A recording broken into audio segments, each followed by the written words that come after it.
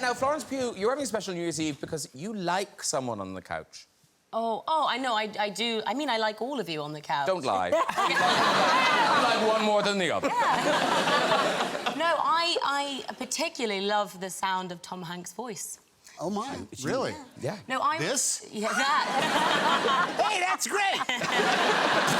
No, my mum actually reminded me this morning. She found out that you were here, and she said, do you remember... Because I was sick quite a lot as a kid, and I was always in hospital, and they were always trying to find a good position for me to sleep in.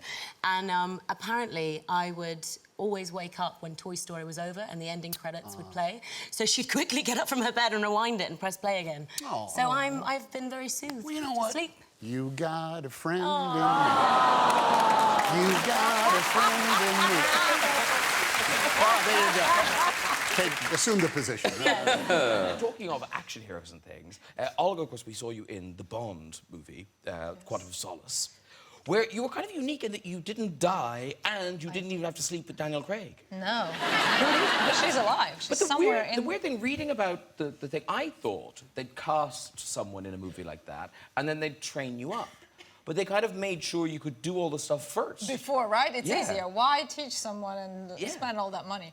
No, yeah, actually, when I came, I did the audition, and then they took me into a different room with all these guys, stunt guys, and they said, OK, now we're going to give you a physical test. And they made me jump and run and basically do a version of a boot camp. Yeah. And I felt like I was in an army. And they had a chronometer, and after that, they told me I did well, and I had the capability of being, you know... But are they checking to see if you're still beautiful when you're running? That kind of thing. You know what I mean? Because... Of course, absolutely. Well, you must ask them. I don't know, but it was quite a funny physical test. I've never done that before. But when you're, like, for instance, when you're running in a movie, you're doing an action, is there part of your brain thinking about mustn't pull a funny face, you know? No, I'm mostly thinking, God, oxygen. You know, because when you're sprinting a film, it's not just one take. I've got to do it 50 times. Wow. Sometimes, you know what it's like. You got to keep doing it over and over and over. But you've got that really distinctive Tom Cruise run. Did you develop that for films? Is that your movie run? No, no. It's like your phone voice. No, develop that. No, it's just kind of the way I run. It's good. I tried to outrun him, but I couldn't. But actually, I don't even know how I passed the test, because as a kid, I was totally... I couldn't do any sports. I did dance, but I wasn't very sportive. And, you know, in school you always have that... If you're a dancer, you're an athlete. No, I couldn't run. I couldn't run. And I remember the teacher of the, you know, what do you call it in England? The physical... the physical gym teacher, lesson. The gym teacher. Oh, yes, yeah. He said, you know, now we're doing push-ups. And I stuck my arms out and I said, look at these. Do you really think I can push myself up? I said... And he complained to my mother that I did that. He said, she showed me her arms. And I said, look at this. Do you really think this is possible? And on Bond, I would do 60 times, three times in a row. And I don't know how I did that. Wow. I never thought of myself as a physical person. I have no idea how I've grown into that person, because I'm not. It's different when they're paying you, I always think.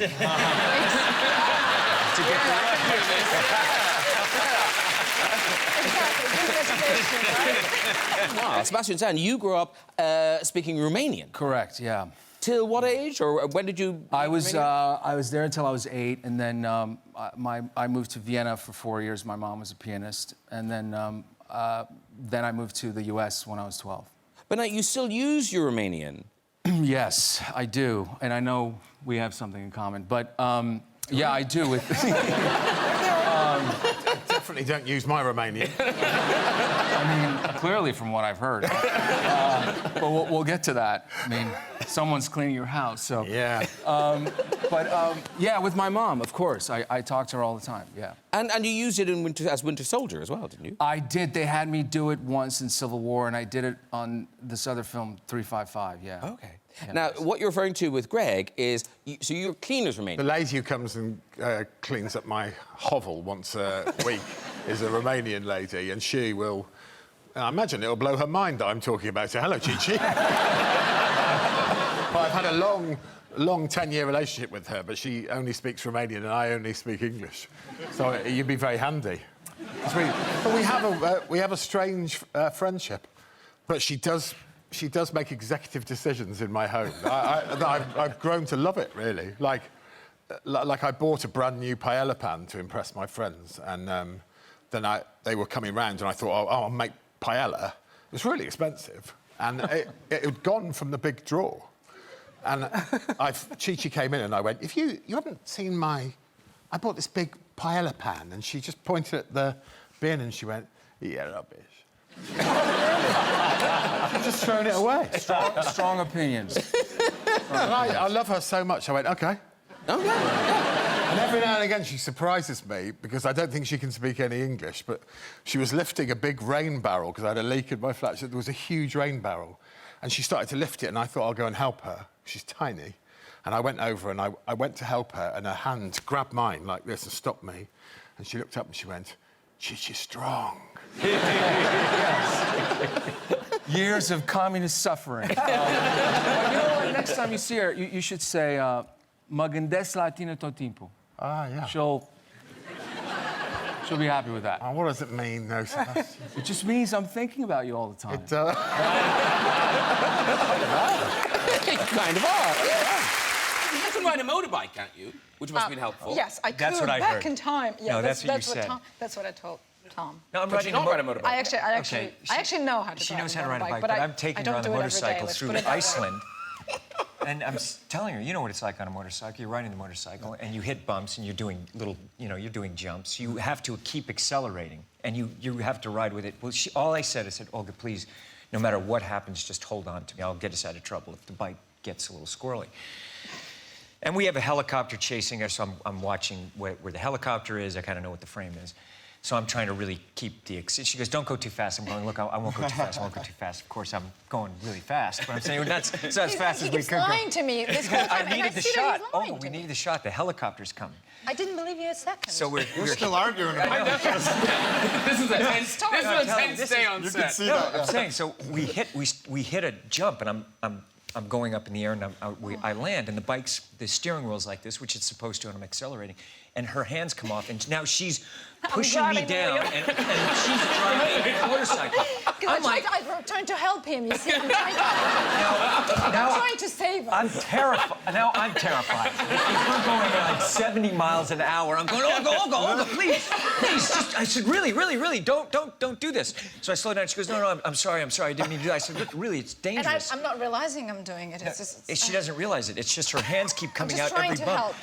And I'm going, please, Olga, really, just... And so we hit another thing in her hand. So now I'm driving the motorcycle like this, driving the motorcycle, trying to hold on. And every time I hit a bump, her hand's coming out. So I have to take my hand off the bike, and I'm going like this. I'm saying, really, Olga, please, this is dangerous. If you do this, you will kill us. You're not helping me here. I know, that was... You are not helping me. But at the end of the movie, you got the motorbike. Yes, I got that Yeah, as a Really? gift. That's a cool bike. Very cool. What a lovely gift. Yeah, it was beautiful. That is nearly as nice as Would you take me for a mariachi ride? band. No. Never again. You can come by and look at it. How about I drive? Yeah, you sit can in the drive back. it. You could drive it. No. Thank you, though. Thank you. Okay. Thank you. You're welcome. Thank you. I You're welcome. appreciate Anytime. that. Just Yeah. think about it Thank again. And you'd met Timothée Chalamet before this, hadn't you? Oh God, I had met him about a year previous. We were doing the kind of award season rounds together, and I loved his surname Chalamet, and every time I read it as Shalamala Bing Bong. And when I saw him at this event, someone was coming to introduce me, and I said in my head, I was like, Timothy Shalamala Bing Bong, as I was walking towards him, to the point where it's now become such a name in my family that my gran met him last week at however many weeks ago, at the Paris premiere. And afterwards, she came up, she was like, I met Timothy Chalamet Bing Bong. So that's his name now in our family. Timothy Chalamet Bing Bong, Yeah. but also Meryl Streep. Yeah. I mean, you have scenes with Meryl Streep. I shared space with her. Yeah, no, we shared a carriage for a whole day and a room for a whole day. It was And does Greta Gerwig, does she give you a little pep talk beforehand? Kind of, you're going to be in a carriage with Meryl Streep. You know, does anyone prepare you for it? No, you kind of just know that she's in the room or she's somewhere in the house because everybody's on best behaviour and everybody lights really quickly and everybody sets up cameras very quickly because Meryl's around. So you always can tell that she's somewhere. And didn't you say that when you were doing an outside scene, like she has this power, she speaks and things happen? Oh, we were in a carriage for a long time, and it takes a while to reset shots because we were behind horses, and it took about 20 minutes each time. And it was cold, and we were in Boston, and Timmy came up and kind of jumped up on the carriage, and just as he jumped up on the carriage, a waft of chip smell came in, and she suddenly then wanted chips. And within about, I'd say, 10 minutes, there was a gasping PA, like, with Wendy's fries ready to give to her. So I sat in a carriage, dripping in my fine clothes, eating Wendy's fries. There's with Meryl Streep. photographic evidence. There you are. It's delicious. Yeah. Very exciting because later this month you can be seen in The Apprentice playing the young Donald Trump. It's in cinemas from the 18th of October. And now your mother might have thought it was a good idea, but a lot of people did not think you should play this part. No, naturally, I got a lot of sort of why do this, and certainly casting directors. I asked friends. Yeah, I was even at a dinner once with the CEO of a studio, and he thought, you know, this is why do this? You're going to alienate half the country, and so. But for some reason, every time someone tells me not to do something, it's what all I can think about is doing it. And it's a very specific bit of his life. It is. It's sort of, you know, kind of the ascent, the origin, so to speak. I mean, from the 77 until about 85, 86 or so when he wrote The Art of the Deal. And it wasn't just the voice and things. You tried to gain weight to play him? Not initially, because the movie kept losing finance, and it would start and then stop and start and stop. So I never thought it was going to happen, and I was getting ready for Marvel, and then the strike happened, and then suddenly we were going, and we tried these prosthetics tests, and they were really, really bad, terrible. And then the director was like, "We have a month and a half. Like, how much weight can you gain?" And wow. and I called this nutritionist, and they were like, "You just need to start drinking beer now." And I was like, "Yeah, but..."